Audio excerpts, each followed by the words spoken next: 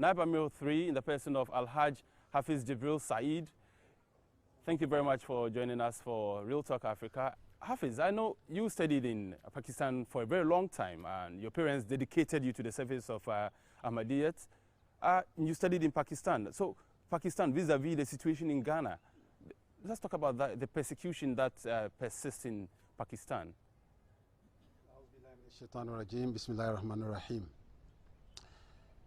The story of persecution of Ahmadis in Pakistan is a long and sad one. We saw it at first hand. We didn't read from books. We were there when the whole thing started.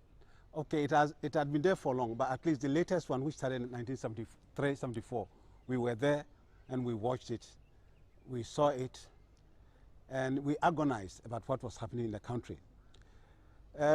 For somebody from Ghana, you know, it looks very strange when you hear some of the stories, how people will kill just because they differ with you in some concepts or the interpretation of the Holy Quran.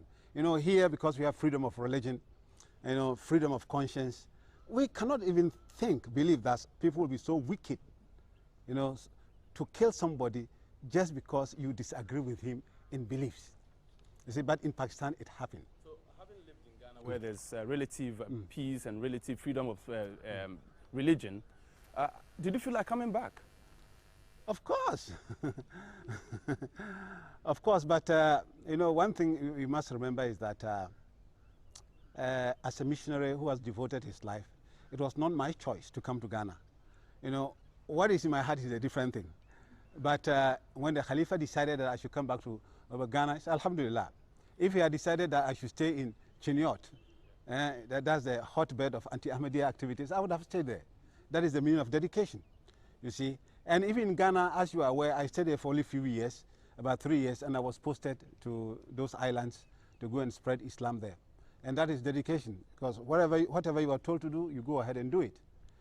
So the story in Pakistan, you see, I had the privilege of and the blessing of leading people in the Taraweeh prayers during the Ramadan as Hafiz. So I can mention a few places in Pakistan where I led prayers. And sadly, some of the people that I stayed with during the Ramadan, they were martyred in this anti-Ahmadi riots in Pakistan. There was one man, Saeed Saab, may Allah bless his soul, in a place called Gujranwala. They killed him in a very, martyred him in a very, you know, I can't describe it, you see.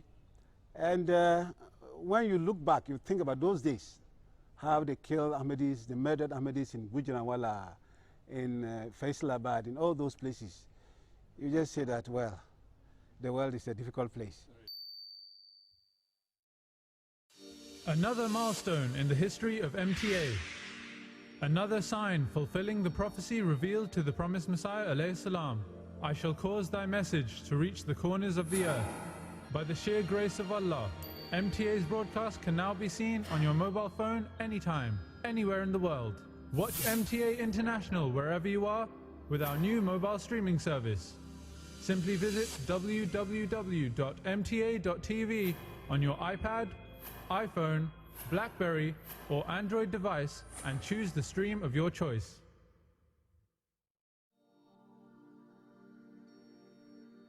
Visit MTA International's official YouTube channel to catch up on past episodes of your favorite programs. If you want another chance to watch Hazrat Khalifatul Masih's Friday sermons, MTA International's special programs and documentaries, or our wide selection of nazms, simply visit www.youtube.com/MTAonline1. MTA International's official YouTube channel, delivering our unique content direct to the world. Having to memorize the whole of the Holy Quran, surely that must have taken some dedication and determination. How did you do that? Yes, my story is not very long one. You see, my father was a dedicated person. He was a devotee. In fact, he was the first Ghanaian missionary to serve outside Ghana. And my father was the first Ahmadi Muslim missionary to Gambia. Maulana Sharif Sahib came to take over from my father in Gambia. So devoting or devotee is in our genes, is in our, you see. Then when my father came back, after some time, he was also sent to Liberia, also as a missionary. I didn't see any of those days anyway, because I was too young to, I didn't see, I just heard the stories. So I think the Ghana Jamaat decided that they should have a Hafiz in Ghana.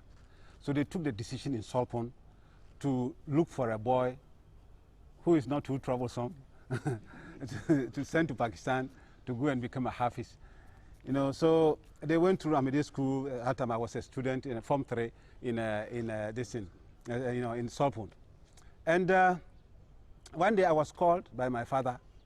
You know, I was in my village.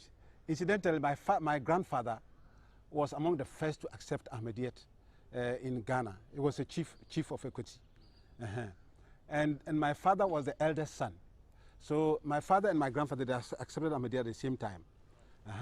So my father was also a scholar. He knew Arabic very well, and he taught many of our senior missionaries, including you, of course. Yes. Yes. So when my father called me that I should come to Solpon, I was afraid. I said, have I misbehaved? Why this type of someone is a bit disturbing. When I went, my father told me that Amir Ayu Kalim and the Ghana mission have decided that they want to send you to Pakistan to become Hafiz, first one in Ghana. So, Fanzul Maza Tara, what do you say? I said nothing because I didn't know what to say. I just didn't say nothing. That time I had passed my secondary school, Form 3, to go to Axim Secondary School. And you know, schoolboys, secondary school, that's where all your mind and attention is. So I didn't know what to do. Pakistan, far away place, I don't know what I'm going to meet there. But secondary school is just here. I will be a secondary school boy. Honestly, my heart was not there because I didn't know what Hafiz meant. See? Then my father said, I think you should go to Pakistan. It's good for you, it's good for family, it's good for Ghana. I said, yes, sir, I accept. I abandoned my secondary school. You know. Now, after that, myself, Movi Saab, and Movi Ibrahim Yakub, the one who is in Trinidad, we went for medical tests. When we came back, I had failed the medical test. I was too light, too small, and the weather there was too harsh. The doctor was an Indian doctor, Dr. Ramadan, and he knew the harsh condition there. You know, terrible cold and terrible heat. So he thought I wouldn't survive, you see. So my going to Pakistan was cancelled. So they were processing for Movi Saab and then Movi Ibrahim Yakub. Then my father went to Ekweti, my hometown, and then he came back to Solpon where he was teaching. And then he came and to tell the Amir Ayu Kalim that my son will go to Pakistan. Amir Ayu Kalim said, what are you saying? You have failed him. He said, yes, Allah has told me that he will go. My father was saying tahajjud. Then he according to me, received in very clear voice, sweet voice, Inna lil muttaqina mafazan. Surely there is success for the righteous. So that was the message to my father. Apparently my father was praying about my going to Pakistan. So he received this message. So when he received this message, he came to Solpon and told Amir that my son will go to Pakistan. You see? So it's funny, you know, it's to cut the whole story short. My father went and bought, you know, this blue brand margarine, one big one. And then, you know, he said that every morning I should eat it to get some weight. Within 2-3 weeks, after 1 month, they said I should go for test again. I went and they said there's nothing wrong with this boy. Nothing wrong with him. He can go. It was amazing. You know, that's the working of Allah.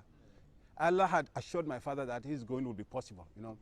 So finally, when they started the process, after they passed my medical distance, I even got my passport earlier than them, my senior brothers. I got my passport earlier. So, don't tell my story. So around 13 years, 14 years, you know, we went together. And actually the weather was very, very harsh.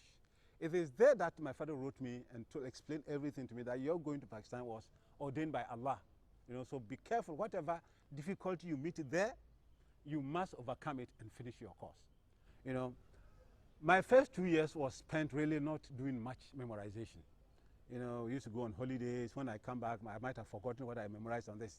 It was rather in my third year that I started serious, and then I did it very fast. My first 2 years were just actually wasted. After that, I came to Ghana for almost 8 months, 9 months, and Ghanaians got fed up with me. They were saying that, are you not going back? Go and finish your missionary course. And so by that time, I was independent enough to take my decision that I want to be a missionary or not. When I was going, I was just too young. And I didn't go to be a missionary. I went to be a Hafiz. So later on, to become a missionary was my decision. You see, that was my decision. So I decided that this is the path that my father took. He was the first Ghanaian missionary sent outside to Gambia and Liberia. And I wanted to be part of it, you see. And it was in our genes, as I said, in our blood already. So I went back to Pakistan. Alhamdulillah, I did the course. And the rest of the story is that I'm here. I'm a missionary. The little that I will add to what my brother, senior colleagues here have said is that I want everybody here to remember that when we talk about devotion, your mind should not jump to missionaries. As if when they talk about work for Zindagi, devoting life, it's only missionaries. It is not like that at all. It is not like that in India. It is not like that in Pakistan. There are so many people who are not professional missionaries, but they have also dedicated their lives, their work for Zindagi. So many of them. Remember Hazrat Khalifat Masih Khamis, Ayadahullah Ta'ala bin Nasr Aziz, our present Khalifa. He came to Ghana as a devotee. He was not a professional missionary in the sense that you and I are. He was not. But see how Allah has elevated him to the position of Khilafat. You see?